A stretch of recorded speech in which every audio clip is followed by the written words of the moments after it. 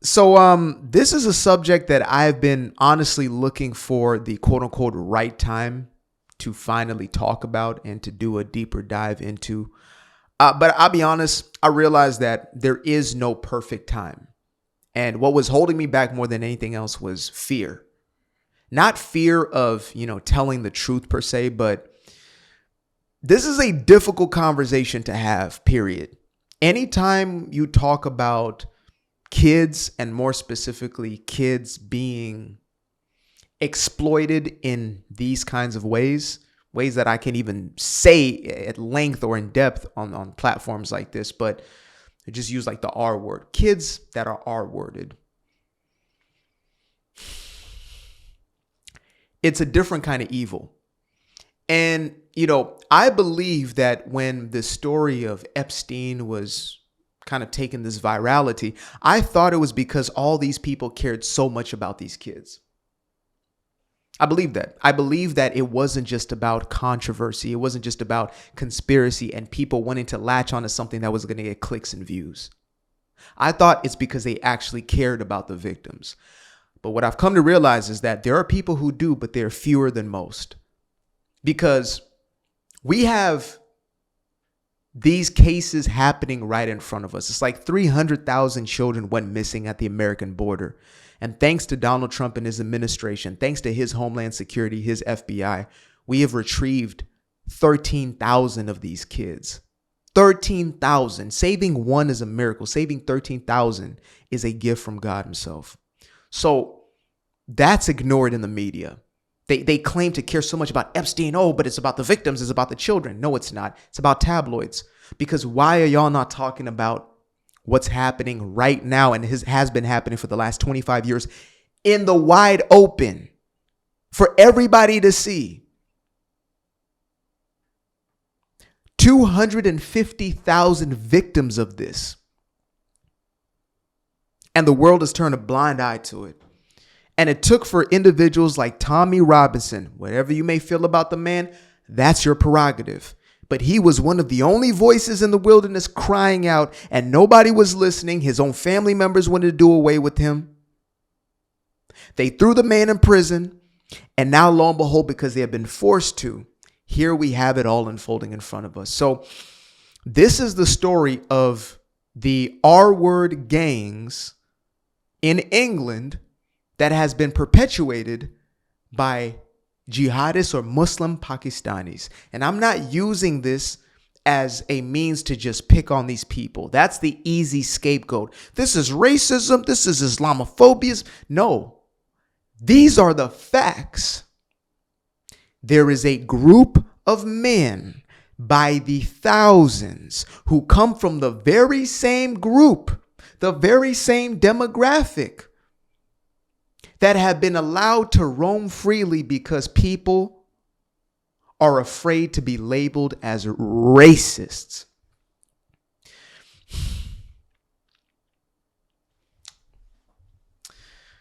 We're about to get into a story of a young woman, and the first 10 minutes are going to be enough. Y'all can watch the rest on your own accord. Shout out to Constantine and the guys over there at Trigonometry. But there's nothing I can say that will do this justice more than her own story. So I'm going to go ahead and let this play out and, do the work that I'm here to do, which is simply to bring a light to something. So. You pass out. I remember them 7 men taking it on turns with me. The ones that I'm scared of are the ones that I don't remember. You got arrested for inciting sexual activity? Yeah. I stood trial with both the adults and I got sentenced with them and everything. I actually went to jail and put on a sex offenders register.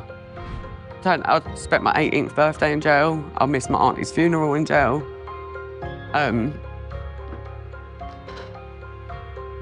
Lost a lot of my life. I lost my childhood, obviously, due to the abuse. They have sacrificed children like Jade on the altar of political correctness. It's not just the perpetrators that have done this to me. It's the police, it's social services, it's the court. People that sent me to jail, it's all of them.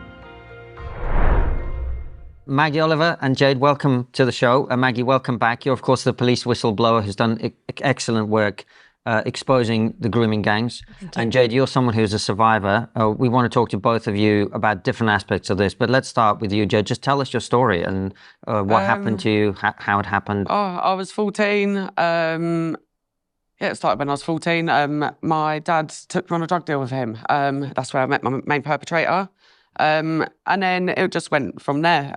He would pick me up, take me to his house. It'll be all fun and games at first. It'll be, I'll buy you cigarettes, I'll take you to school, I'll pick you up from school, I will buy you alcohol, let's come to a house party. It'll be absolutely the most, when you're in a care home and you've got no one, that was like the best thing ever. House parties, attention, alcohol, music, it was all fun. And then it was For our American viewers, cigarettes. cigarettes, yeah. So it'd all be fun until they get you into this state where you trust them, and then they'll make you believe that it's okay to then sleep with their brother. If you love me, if you trust me, sleep with them. Oh, I bought you a bottle of alcohol. You've got to sleep with them, and it will just get worse and worse through that. Like, yeah, it'll just get worse. But it's not just with me. It weren't just that one group. Like, we'll walk down the road and it would be their Eid celebration, and they'll be driving around in hire cars. We'll be walking down the road and all you'd hear is them shouting your name walking up the road. And I've had situations where I've been invited to go to Asda, to go shopping with them. I've said no, and they've gotten out the car and beaten me up. So it's like the next time they pull you up and say, Jade, get in the car, you're going to get in the car because you'll get beaten up otherwise. So that went really quick from meeting them. So how long does this like love bombing bit last until they actually start being abusive? Literally, they'll be nice to you for about a month, and then they know they can. Yeah, they'll gain your trust. But and when you're, as I said, vulnerable girls, like I had a dad that didn't look after me and then went into care. Yeah. So it was, I craved that love and attention. Like when anyone would want to give me love and attention, I'd crave it. I did have to bring this point up, and I apologize. I know, again, we're in story time mode, but the importance of a solid, grounded father figure is the foundation of these girls' lives. Boys as well, of course, because there are multitudes of boys who are taken advantage of in the very same way. When you have a weak father figure, a compromised father figure, and you have a weak father figure as far as God the Father, as far as the government is concerned, because that's all paternal, that's all quote unquote patriarchal sort of hierarchy. When that is compromised, the most vulnerable are the ones who are taken advantage of by predators, by deviants, by psychopaths, and they're allowed to get away with it. Like for me, in media, I say, wait a minute, how is she even? How are these people even having access to her? Wait, how is she? And then she gets beat up in the street, and we haven't even gone anywhere, folks. Y'all haven't heard the slightest of it. Again, this is a gut-wrenching sort of interview, and there are things I'm going to have to cut out on my own side so it doesn't get demonetized. When they demonetize, they essentially hide it in the abyss. I don't even know how these dudes at Trigonometry, can post these videos as far as the words that are being said, and they still are allowed to stay on the platform. Maybe they have somebody at YouTube who, they work with or whatever, and there's an understanding there because they're considered as press or something of that nature. But yeah, it's, again, a lot of words are going to have to be cut out for the sake of the video just staying up. Home, they're not allowed to hug you and give you that affection in the care home when you're upset, because they don't want to be accused essentially of abuse or anything from giving you affection. So you go out and you crave that affection. Of course. In a care home, I would say, for your American viewers, it's when a child is taken out of the family and put into the care of the state, but the state doesn't care. And, you know, the staff there, even if you get a good member of staff, they are not allowed to hug one of the children. So, you know, a 12, 13-year-old child, 11-year-old child wants physical contact. And the predators, the child, they know that these children are very vulnerable. And that's why they're targeted, like Jade was. So there's going to be a lot of people who are listening to this, Jade, who's like, you've mentioned your father, but you haven't mentioned your mother. Yeah. Where was your mum in all of this? My mum, she was in a domestic relationship and I did like a new partner. So, and I was a daddy's girl and I just craved my dad and wanted to go and live with my dad. Her thinking my dad was a good person for me to live with. Turns out he wasn't when I actually moved in with him. And so then you're in a care home. I put myself into care, yeah. So you put yourself... Yeah. I rang social services and said I couldn't live with my dad anymore. Can I go to care? Okay. And because I was on child protection living with my dad due to him being an addict. So they just took me into care. So it was a process of a month and you were 14 years old. And what effect did that have on you psychologically and physically? At the time it was horrible because the first time I got assaulted was in 2008. Me and my friend was in a house party. Both got abused. Both went to the police station. They took our DNA. They took DNA. They took our clothes, swabs, everything. My friend got bullied to drop in the charge. Bullied by whom? By the perpetrator, yeah. Got bullied by him to drop the charge. So she dropped the charge, which then had all of ours had mine and hers dropped out due to insufficient evidence, yeah. So then she ended up actually going to jail for lying to the court for being abused. And that was in 2008. And then my social worker took me into McDonald's and sat down and asked me if I was prostituting myself for drugs and alcohol. 14 years old? At 14 years old, asked me if I was prostituting myself for drugs and alcohol. I'm so glad they reiterated the age here, because there'll be some people who watch and say, well, I mean, what about personal accountability? And that's a conversation I get into when we talk about, you know, grown folks making grown folk decisions. And it becomes very questionable. And, you know, especially post Me Too, things became extremely blurry as far as what was founded and unfounded. People's lives have been ruined off of false allegations, etc. But we're talking about a 14-year-old child. The older you get, the more you realize that anything under like 21 is damn near a child. 18, you know, under law, etc. But 14 years old, you are the most vulnerable and susceptible. So, yeah, again, I've heard conversations of, or at least not conversations necessarily, but actual legitimate victim blaming where it's like, well, she chose to be at those parties, etc. This is a traumatized young woman, grew up in such an environment. She was failed by her parental system, then failed by the grander system, and now she is essentially made to be the perpetrator. It is wild. All in defense of their beloved, prized immigrants.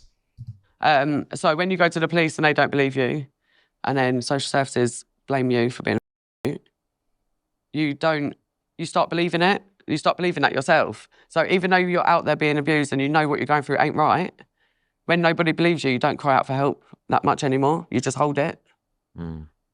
I've held it. I didn't ever go. I had 7 men in the taxi base on me when I was that drunk throwing up in the toilet. I couldn't do anything about it. 7 men, and I couldn't ever tell anyone about it because no one believed me. There was a time I woke up in McDonald's, not in my clothes, knickers inside out, upside down, in my friend's clothes. I found my friend in a house in a bath wearing my clothes. And it's like, I don't know how I woke up in McDonald's. I don't know how I got undressed. I don't know how I got dressed in somebody else's clothes. So it makes you think, who dressed me? Who undressed me? That's how drunk they get you. They get you that drunk, you pass out, and then it's like, what's happened? I remember them 7 men taking. So it's the ones that I'm scared of are the ones that I don't remember. Yeah. Mm. And because they take you to hotel rooms, get you that drunk. I've woke up in a state naked that I ran straight out the hotel, running up the road naked out the hotel room trying to scream for help, and they've jumped straight in the car and forced me in the car again. And listening to this story, which is horrific, it makes me think, where were the people in the care home? Where were the people who were meant to be safeguarding? Because what people don't understand is that every single person who works with children, as I used to do as a teacher, you were taught about safeguarding. You were taught about how to spot signs if a child is being abused, either physically or. How did this not get picked up? I've just recently got my care files, and it is appalling. It is actually disgusting what are in them files. I've gone into my care home with love bites all over my neck and stated that I got pinned down by a group of men. That's where I got it from, and they done nothing. They didn't call the police or anything. They just wrote it on a piece of paper and put it in my files. At the age of 15, I've come running home, saying that I've just had a 21-year-old. They wrote it on a piece of paper and put it in a file, didn't call the police. I come home with a black eye, got beaten up on the file. Literally, I've got on the file, literally one short statement. Jade has made an allegation against a drunk man. No further action. Whoa. They never took any of us serious. And it was like, where, because I was, in their eyes, the naughty child that kept running away from my care home. It was like, where, because I kept running. I've been addressing the UK for a while now. And, I'm not speaking. The people who would listen to something like this openly and honestly are not the ones who necessarily need this. I guess y'all would, be having a reminder of where things have been going and where things are going.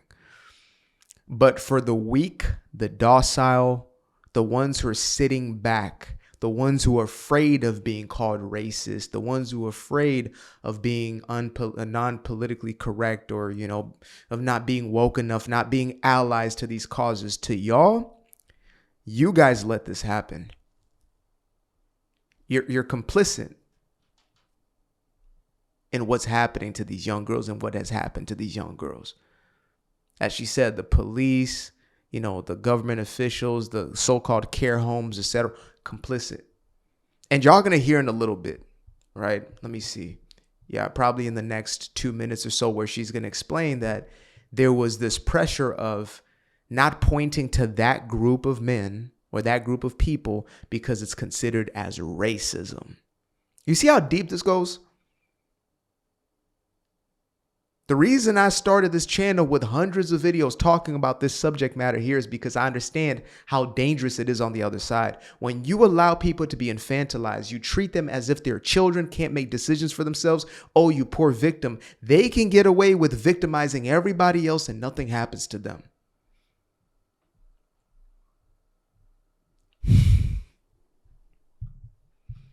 In a way, and I kept going to it. It's like, that's what I wanted. I kept going back to him. No, it's not. If I didn't go back, I would get a picture sent to my phone of my dad begging on the street, telling me they're my dad next time if I don't come. Or I'll get battered, as I said. They'll pull up beside me. If I don't get in the car, they'll get out the car and beat me up. So it's like you had no choice. Yeah. Did you ever try to, other than that one, the first time when you went to the police, did you ever, or did you just at that point decide there's no point? No, I've done another one, and I got bullied by him and his wife. They drove me to the police station, and I got arrested for wasting police time. You got arrested for wasting police time because you withdrew the allegation? Because I withdrew the allegation. But I got bullied for about three months by him and his wife. So these guys are married? Wife. Yeah, married, kids. Wow, yeah. What? Does that wife know what's going on? Well, yeah, I got bullied by one of them. You got bullied by the wife? When I made an allegation of rape against. Enablers, enablers, enablers, enablers. They're all sick. They're all depraved. Again, I'm not saying this entire nation, but if you sit by and watch it happen, or even worse off, you engage in coercion, manipulation, gaslighting. Oh man, I told y'all this is one of them. But it's happening, and it's finally being exposed to some extent. And again, I want to see the same crowd who claims to care so much about the children, the victim. Just because there's no celebrity tied to it, you don't care? I don't understand that one.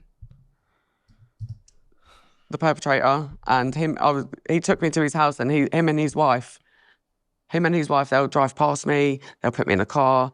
There was no choice, I had to withdraw it. And you say bullied, and I think I know what you mean, but let's delve into it. What do you mean by the term bullied? They'll intimidate me, they'll threaten me. Like, they'll drive past my school. They'll be waiting outside my school. When I come out of school, they'll be sitting there spying on me, driving behind me up the road.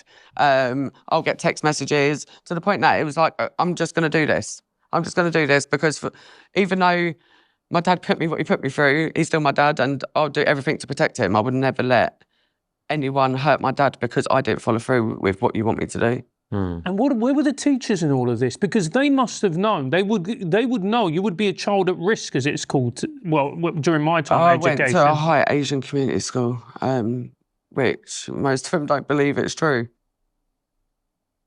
Say that again. Us white girls, we used to get called the white hoes. We used to get called, I don't know if I'm allowed to say this. You're allowed to say anything you want. We used to get called packers by white people. So just so people understand, if you complained about the fact that you were being sexually abused by a Pakistani man, you would be basically called racist, effectively. That's what they're saying, right? Yeah, or we'll be Let y'all watch the rest of it. It's about an hour of it left, but I wanted to end on that point. Other white students were already so brainwashed that they would call them racist, bashers of Pakistan. There's a story of a chick by the name of, or a woman by the name of Ann Kasparian. She is a complex individual, I guess you would say. She is predominantly spent her time on the far left, touting some of the most ridiculous takes, but essentially she had her kind of awakening moment when she was harassed by a homeless man on the street. And when she finally shared the story with their audience at the Young Turks, she was met with immediate backlash. And the people were saying, how dare you put the unhoused in such a light? Basically blaming her for what happened and saying you should never share this because it's making the victims seem like bad guys. That's what the woke ideology does to the world.